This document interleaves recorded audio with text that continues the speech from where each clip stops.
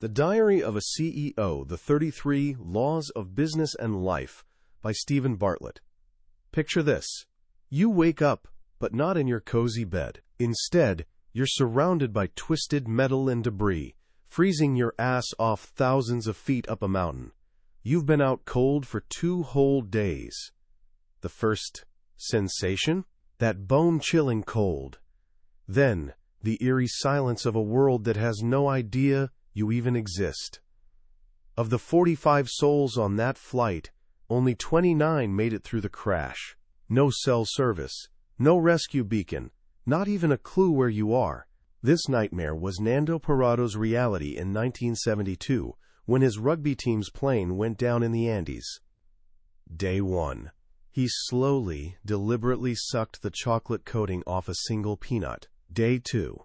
That same peanut became his entire world, allowing himself just the tiniest nibble after hours of restraint. By day 3, it was gone. So was every scrap of food. A week in, they huddled around a crackling radio and heard the worst news possible. The search was over. They were on their own. That's when they made a decision so unthinkable, I won't even detail it here, just to survive. 2 months into this frozen hell, Nando made another choice. He refused to wait for death.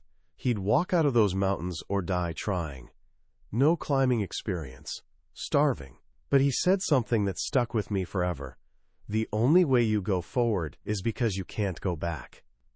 Now, you're probably wondering, what on earth does a devastating plane crash have to do with running a business or living a meaningful life? Turns out, everything. The principles that keep you alive on a frozen mountain peak are the same ones that keep you going in a cutthroat marketplace. Survival, perseverance, mindset.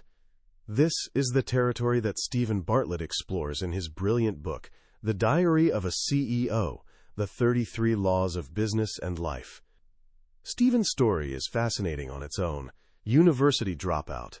Started a marketing empire from a bedroom in a sketchy part of Manchester, eventually valued at hundreds of millions of dollars. Became the youngest ever investor on Dragon's Den and now hosts one of the biggest podcasts in the world, sitting down with the brightest minds you can imagine. He's tasted both spectacular success and crushing failure. Through his own journey and hundreds of interviews, he's distilled a set of fundamental timeless laws. This isn't another book about trendy business hacks that'll be outdated by next quarter. This is about the permanent stuff. The deep psychological truths that explain why some people build extraordinary things and become extraordinary themselves, while others just don't. So for the next while, I want you to forget everything you think you know about success. We're going to dive into these 33 laws, not as some boring checklist, but as a story. A story about mastering your inner world, crafting messages that move people, building a philosophy that guides you through chaos, and assembling a team that can genuinely change the world. By the time we're done, you'll realize that the secrets to an extraordinary life aren't really secrets at all. They're laws, just waiting for you to follow them. So where does this whole journey to greatness actually begin? If you listen to most people, it starts with a lightning bolt idea, a lucky break, or some perfect master plan. But Steven Bartlett argues it starts somewhere much closer to home. It starts with you. Leonardo da Vinci put it perfectly. One can have no smaller or greater mastery than mastery of oneself. This is the first pillar, the self. Imagine your potential is represented by 5 empty buckets. These buckets are everything. How full they are determines the size of your dreams and how believable those dreams are, to you and to everyone else. Every successful person Bartlett has studied or met has 5 buckets filled to the brim. What are they? Bucket 1, what you know, your knowledge. Bucket 2, what you can do, your skills. Bucket 3, who you know, your network. Bucket 4, what you have, your resources, like money. Bucket 5, what the world thinks of you, your reputation. Here's the kicker. These buckets must be filled in the right order. We start by gathering knowledge, maybe in school, maybe by reading obsessively. When we actually apply that knowledge, it transforms into skill. Once you've got knowledge and skills, you become valuable to other people, and your network naturally expands. With knowledge, skills, and a solid network, you gain access to resources. And finally, when you've got all four, you inevitably earn a reputation. Investing in that first bucket, knowledge, is the highest yielding investment you'll ever make. It cascades down and fills all the others. But here's where our ego messes things up. It tempts us to skip the hard work. It whispers that we should grab the fancy job title reputation or the bigger paycheck resources, even when we haven't built the foundation of knowledge and skills to back it up. Bartlett tells the story of Richard, a talented 21-year-old employee who got offered a CEO position at another company, double the pay, moved to New York City. Huge leap. Bartlett couldn't believe it was real, but it was. A month later, Richard was running a fast-growing startup in the Big Apple. But the story doesn't end there. 18 months later, that company had completely collapsed. Richard had jumped straight to buckets 4 and 5, skipping the first two. He had the title and the cash, but not the deep foundation to sustain it. He built his house on sand. A professional earthquake, like a new technology disrupting your industry or your company going under, can drain your network, your resources, and even your reputation. But there are two buckets it can never touch: what you know and what you can do. Those are yours forever. They're your bedrock. So how do you fill those first two buckets faster than anyone else? This brings us to a brilliantly simple law. To master it, you must create an obligation to teach it. Think about that for a second. When Bartlett was just 14, he had to give a speech at a school awards ceremony. He walked on stage, looked at the sea of faces, and completely froze. His hands were so sweaty and shaky he couldn't even read the paper trembling in front of him. He mumbled a few words and bolted off stage, absolutely humiliated. That was his rock bottom with public speaking. 10 years later, he's on stage 50 weeks a year, headlining alongside Barack Obama in front of tens of thousands. What changed? He made himself a promise. Every single day, at 7 p.m., he'd write down a single idea and share it online, a tweet or a short video. That daily obligation forced him to learn, to simplify complex thoughts, and to articulate them clearly. It made him a sharper thinker, a better writer, and a confident speaker. The spiritual leader Yogi Bhajan said it beautifully. If you want to learn something, read about it.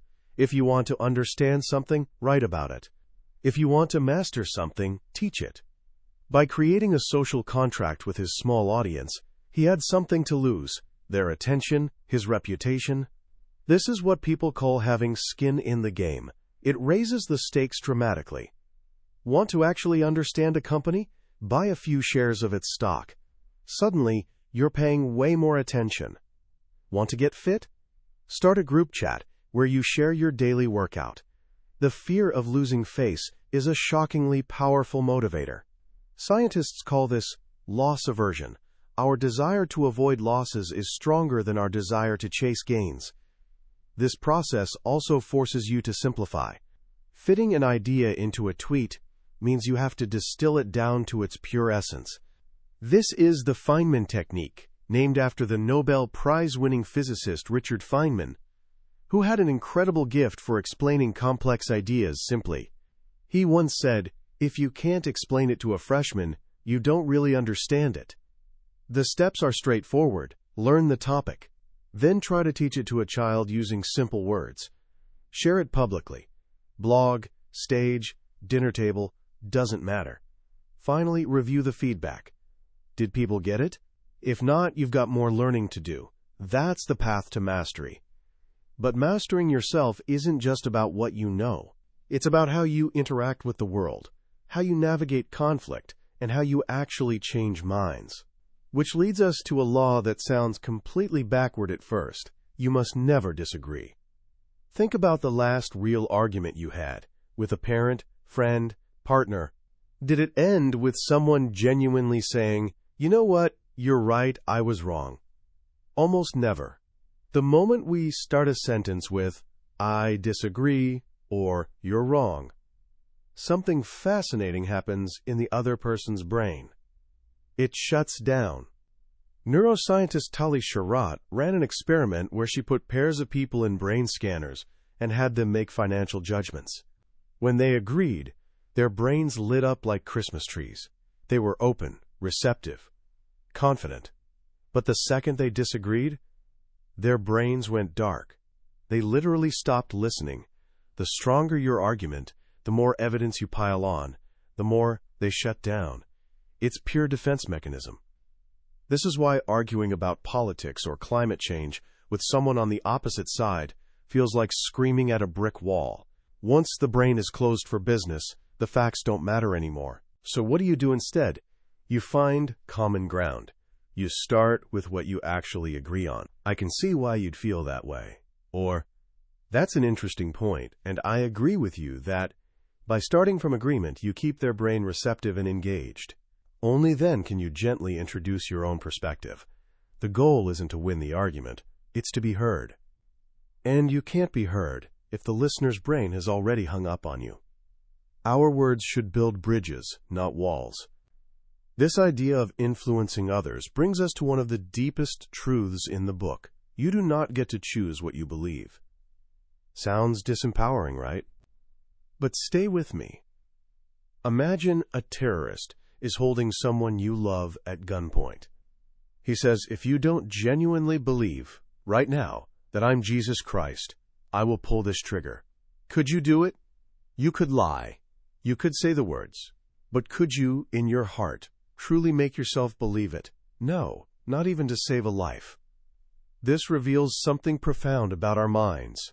Our beliefs aren't choices. They're conclusions based on evidence we've collected throughout our lives. You don't still believe in Santa Claus, do you?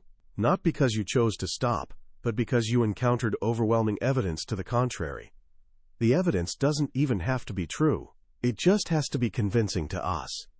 This is why some people believe the Earth is flat, or that aliens are communicating through crop circles. They have their own evidence and their own trusted sources. So if you can't choose your beliefs, how can you ever change them, or change someone else's?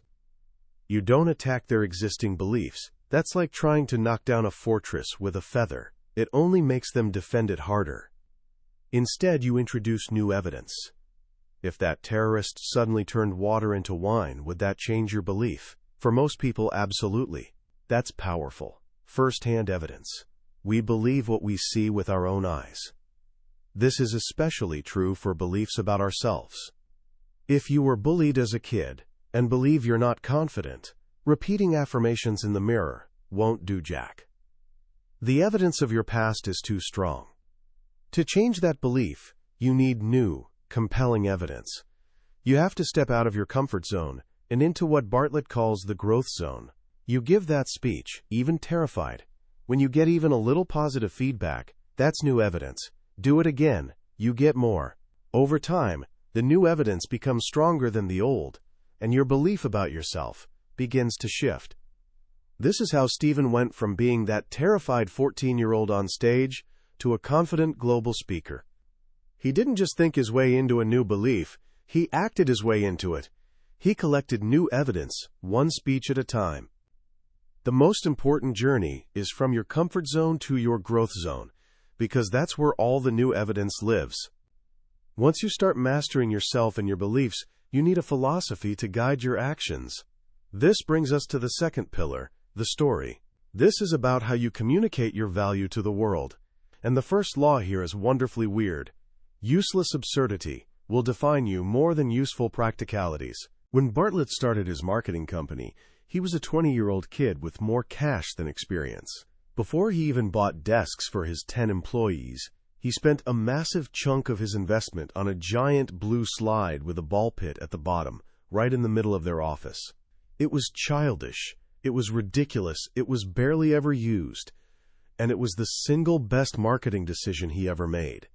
Why? Because nobody talks about a company with sensible desks and efficient lighting, but everyone talks about the company with a freaking giant blue slide. The BBC, Forbes, Vice, they all showed up to do stories, and the headline photo was almost always that slide. The slide screamed, "This company is different. This company is young. This company is disruptive." It told their entire story without saying a word. Think about Tesla. Their advertising budget? Zero. Yet they're one of the best-selling car companies on the planet. Why? Because their cars have bioweapon defense mode, a karaoke function, and even a fart mode that makes sounds come from any passenger seat. It's absurd. It's useless. And everyone talks about it. The most absurd thing about you says everything about you. This leads to the next storytelling law: avoid wallpaper at all costs. Our brains are survival machines, which means they're insanely good at tuning out anything familiar, repetitive, or unimportant. It's called habituation. It's why you can be in a room with a humming fridge, and after a few minutes, you don't even hear it anymore. Your brain labels it wallpaper and saves its precious attention for new, potentially important stuff. In marketing and communication, anything that sounds like what everyone else is saying is wallpaper. Please like and subscribe. Wallpaper. Unbeatable prices. Wallpaper. Revolutionary technology. Wallpaper. Your brain just glides right over it. When Bartlett's podcast on YouTube was struggling to get subscribers, he was using the standard "please like and subscribe" line. It did nothing. Then he changed it. He started his videos by saying 74% of you who watch this channel regularly aren't subscribed. That's specific. It's surprising. It bypasses the brain's wallpaper filter. Then he added, "If you've ever enjoyed our videos, could you do me a favor and hit subscribe? It helps this channel more than you know." The result? Subscriber rate jumped by a staggering 430%. He stopped being wallpaper. To be heard in a noisy world, you have to be unexpected, unusual, and fresh. And sometimes, to get that attention, you must piss people off. Jane Werwand, founder of the billion-dollar skincare brand Dermalogica, has a simple marketing philosophy. We have to be prepared to piss off 80%, or we'll never turn on 20%. If you try to be for everyone, you end up being for no one. You become mediocre, bland, forgettable. A brand triggers an emotional response. Indifference, when people don't love you or hate you, is the least profitable outcome. If some people hate you, it's a sign that some people will love you. You've made them feel something. You're not wallpaper. Once you've got their attention, you have to deliver value. But value is a funny thing. It's often more about perception than reality. This is the world of psychological moonshots. A psychological moonshot is a relatively small, cheap investment that drastically improves how something is perceived. Bartlett's hairdresser has a trick. At the end of every haircut, he does a little routine. Turns off the clippers, takes a long pause, walks around the chair inspecting the hair, then pretends to make one tiny final snip. It does nothing to the hair, but it does everything for the customer's perception.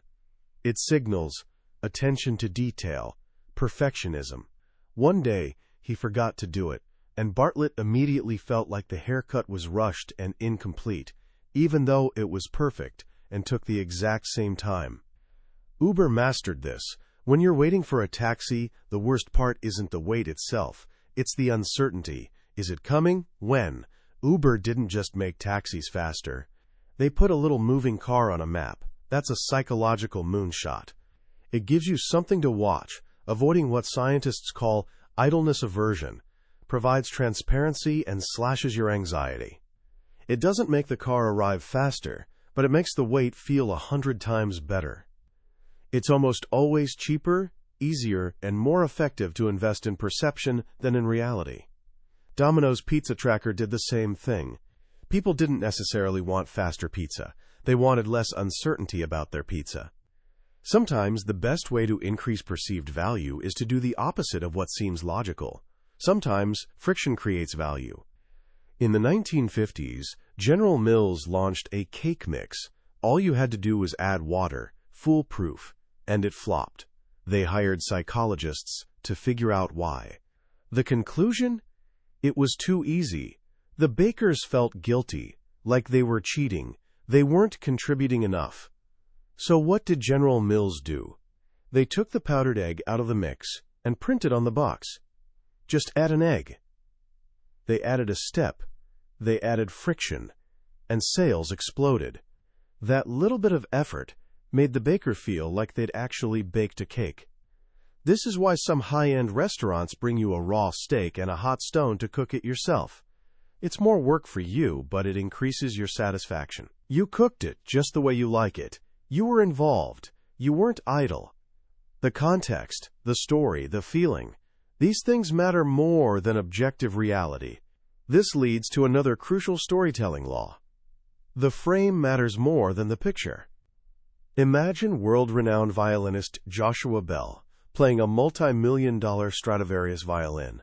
In a concert hall, people will drop hundreds of dollars to hear him. But what happens if you take the exact same musician, with the exact same violin, playing the exact same beautiful music, and stick him in a Washington, D.C. subway station during rush hour? This experiment actually happened. Thousands of people walked by, only 7 stopped to listen for more than a minute. He made about $52. The picture, the music, was identical, but the frame had changed, and when the frame changes, perceived value collapses. This is why Apple stores look like art galleries, not cluttered electronic shops. They give each product space, signaling its value. It's why WHOOP, the health wearable, intentionally doesn't have a screen that tells time. Adding that feature would change the frame from an elite health device to just another watch, and its perceived value would tank. What you say is not all that you say. The context in which your message exists is everything. Now we arrive at the third pillar, the philosophy.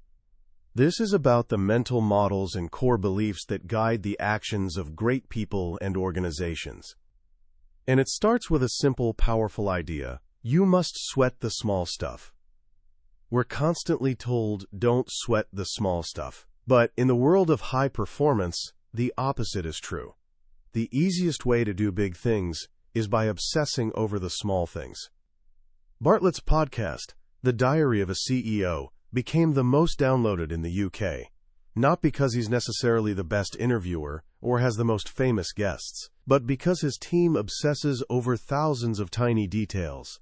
They research a guest's favorite music and play it softly when they arrive.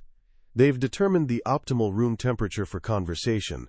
They use AI to test thumbnails and titles weeks in advance. This philosophy has a name, Kaizen. It's a Japanese term for continuous improvement. It's the philosophy that turned Toyota into the world's leading automaker. Kaizen isn't about huge revolutionary leaps. It's about making small things better, in small ways, every single day. Toyota implements a mind-blowing 1 million new ideas each year, most of them tiny suggestions from factory workers, like lowering a shelf to make tools easier to reach. The power is in compounding. A 1% improvement each day doesn't feel like much, but over a year it results in becoming 37 times better. Flip side, getting 1% worse each day for a year leaves you with almost nothing. The outcomes of our small daily choices are invisible in the short term, so we often neglect them. But over the long term, they determine everything. Not brushing your teeth today has no visible impact. Not brushing them for 5 years will have you in agony at the dentist. The problem didn't start in year 5. It started today. This connects directly to the next law. A small miss now creates a big miss later. In aviation, there's something called the 1 in 60 rule. If a plane is off course by just 1 degree, for every 60 miles it flies, it'll miss its destination by 1 mile. A tiny deviation, amplified over time and distance, puts you somewhere you never intended to be. This is true for careers, health, and relationships. Relationship psychologist John Gottman found that the single biggest predictor of divorce is the presence of contempt, subtle acts of disrespect and disregard. It's that 1 degree deviation. Over time, it sends the relationship to a completely different destination. This is why regular weekly check-ins with your partner, your team, or even yourself are so crucial. It's not about preventing problems. It's about making tiny course corrections, 1 degree at a time, before they become catastrophic. To stay on course, you need a different relationship with failure. Most of us are taught to avoid failure at all costs, but the most innovative companies and people do the opposite. You must outfail the competition. The legendary president of IBM, Thomas J. Watson, said it best: if you want to increase your success rate, double your failure rate. Failure isn't the opposite of success. It's a stepping stone to it. Failure is feedback. Feedback is knowledge, and knowledge is power. Therefore, failure gives you power. Booking.com, the world's largest hotel booking site, started with a basic product and a culture of relentless experimentation. They run 1,000 experiments at any given moment. Most fail, but the few that succeed pay for all the failures and keep them miles ahead of the competition. Jeff Bezos at Amazon thinks the same way. He says, failure and invention are inseparable twins. To invent, you have to experiment, and if you know in advance that it's going to work, it's not an experiment. He distinguishes between 2 types of decisions. Type 1 decisions are one-way doors. They're consequential and irreversible, like selling the company. These must be made slowly and carefully. But most decisions are Type 2, two-way doors. They're reversible. If you mess up, you can go back. These should be made quickly. The biggest cost isn't failing. It's the wasted time of indecision. That's time you could have spent failing your way to the right answer. This mindset of being all in and willing to risk failure is captured in another powerful law. You must become a plan-a-thinker. Remember Nando Parado in the Andes? His only way forward was because he couldn't go back. There was no plan B. This might sound reckless, but recent research shows something astonishing. The mere act of making a backup plan can hinder your performance and make you less driven to achieve your primary goal. Why? Because it lowers the stakes. It removes the motivating power of fear. When you've got a safety net, you're less likely to throw every ounce of your being into making that first leap. Now, this doesn't mean being stupid. It's about committing fully to a path once you've chosen it, and not letting the comfort of Plan B distract from the hard work needed for Plan A. But what happens when Plan A gets tough? When the pressure mounts, that's when you must remember, you must make pressure your privilege. The great tennis champion Billie Jean King, who won 39 Grand Slam titles, was once asked how she dealt with the immense pressure of the world's expectations. She replied, "Pressure is a privilege. It only comes to those who earn it. Pressure is an external force. Stress is our internal response to it." And here's a life-changing discovery. It's not the stress that harms us, but our belief that stress is harmful.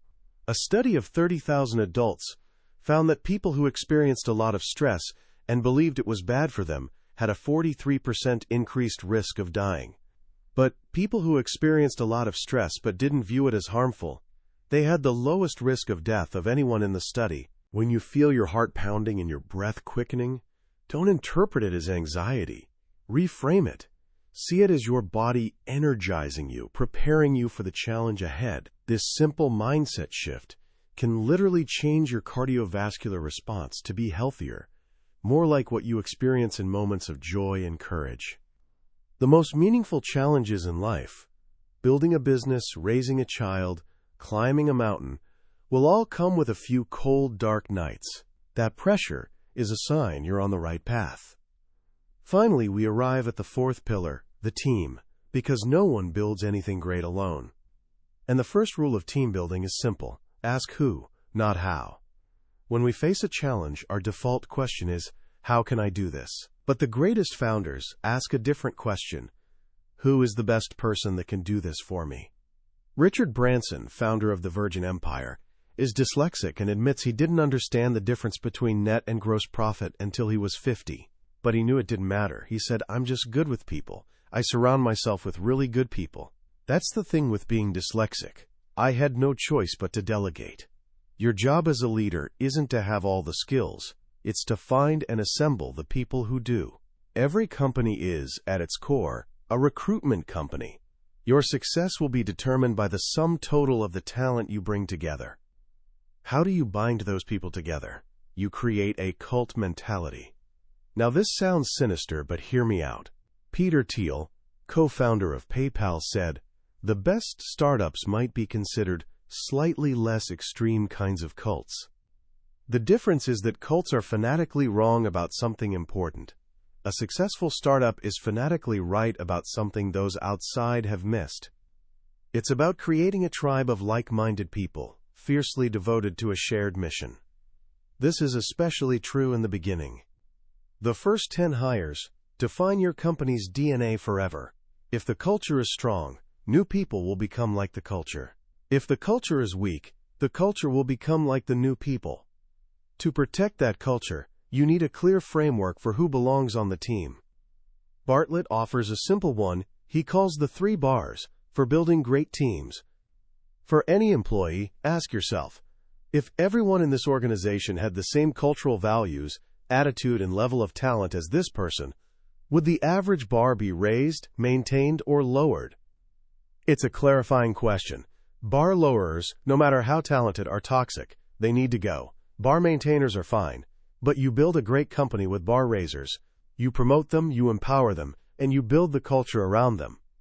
The legendary football manager Sir Alex Ferguson was a master of this. He was known for selling star players at the peak of their careers, like David Beckham, the moment he felt they were becoming bigger than the club and threatening the team's culture. He knew that no single player was more important than the integrity of the team. Once you've got your team of bar raisers, how do you lead them? Here we find the most counterintuitive law of all. You must be an inconsistent leader. Every leadership book preaches consistency. Treat everyone the same. Be fair. But the greatest managers, like Sir Alex Ferguson, do the exact opposite. He knew that to get the best out of a team of unique individuals, you can't have a one-size-fits-all approach. You have to be a different shape for every person. One player might need the tough love hairdryer treatment. Another might need a compassionate arm around the shoulder. A great leader is an emotional chameleon, adapting their style to unlock the potential in each person. It's not about being unfair, it's about being effective. To do this, you have to know your people, their fears, their dreams, their motivations. When you're in the business of leading people, emotional management is everything. And to keep those people motivated, you must leverage the power of progress. What's the single most powerful motivator at work? It's not recognition, it's not pay, it's not incentives. It's simply the feeling of making progress in meaningful work. Even a small win. When people feel like they're moving forward, their emotions are positive and their drive is at its peak. This is the secret behind the marginal gains philosophy that transformed British cycling from a laughingstock into a global powerhouse. They stopped fixating on the distant goal of winning medals and started obsessing over making tiny 1% improvements every day. That constant feeling of small progress created unstoppable momentum. As a leader, your job is to create an environment where small wins are possible, visible, and celebrated. Set clear goals, give people autonomy, remove friction, and then broadcast their progress. When people feel like they're on a bus that's actually going somewhere, they're happy to be along for the ride. As we step back and look at these 33 laws, a beautiful, cohesive picture begins to emerge. Success, it turns out, isn't a lottery ticket. It's not a single brilliant idea that strikes like lightning. It's a system. It's a set of interconnected principles, rooted deeply in human psychology, that can be learned and applied by anyone. What I find so powerful about Steven Bartlett's work is its raw honesty. He strips away the myths and the glamour and gets to the uncomfortable truths. The truth that your success starts and ends with your own self-mastery. The truth that much of what we call value is just perception, a story we tell ourselves. The truth that failure isn't something to be avoided, but something to be actively pursued. The central thread tying all these laws together is a profound understanding of human nature. We're not the rational, logical beings we like to think we are. We're emotional, biased, and driven by ancient survival instincts. We ignore the familiar, we're drawn to the absurd, We overvalue what we own, and we're powerfully motivated by the feeling of progress. Acknowledging this isn't a weakness, it's a superpower. The greatest leaders, marketers, and builders don't fight against human nature. They work with it. If there's one lesson to take from this entire book, it's this. The world inside you creates the world outside you. Your self-story determines your actions. Your philosophy determines your decisions. Your relationship with discomfort determines your growth. Before you can build a great company, lead a great team, or tell a great story, you must first build a great self. So how can you start applying these laws today? Here are 3 simple actions. First, take a moment to assess your 5 buckets: knowledge, skills, network, resources, and reputation. Where are you strongest? Where are you weakest? This week, make a conscious decision to invest in that first bucket. Read a chapter of a book, watch a documentary, or take a short online course in something that genuinely interests you. Make a small deposit in your knowledge bucket. Second, conduct a pre-mortem on one of your most important goals. Grab a piece of paper and ask yourself that terrifyingly powerful question. Imagine this has already failed. Why did it fail? Be brutally honest. Write down every possible reason. This isn't about being negative. It's about seeing the risks clearly so you can navigate around them. Prevention, not cure. And third, embrace the philosophy of Kaizen. Look at your daily routine, your work, or your health, and ask, what's one small 1% improvement I can make today? Don't try to overhaul your entire life. Just find one tiny thing. Maybe it's drinking 1 extra glass of water. Maybe it's putting your phone away for the first 10 minutes of your workday. Small, easy choices, compounded over time, lead to extraordinary results. That was a summary of The Diary of a CEO by Steven Bartlett. We've certainly touched on the big ideas today, but I'll be honest with you. A summary is like looking at a map of a beautiful country. It can show you the major cities and the rivers, but it can never replace actually walking the streets, meeting the people, and breathing the air. The real magic happens when you read the book yourself. It's in those quiet moments when a particular story or a simple phrase connects with you in a way you didn't see coming. This summary is here to help you decide if this is a journey worth taking.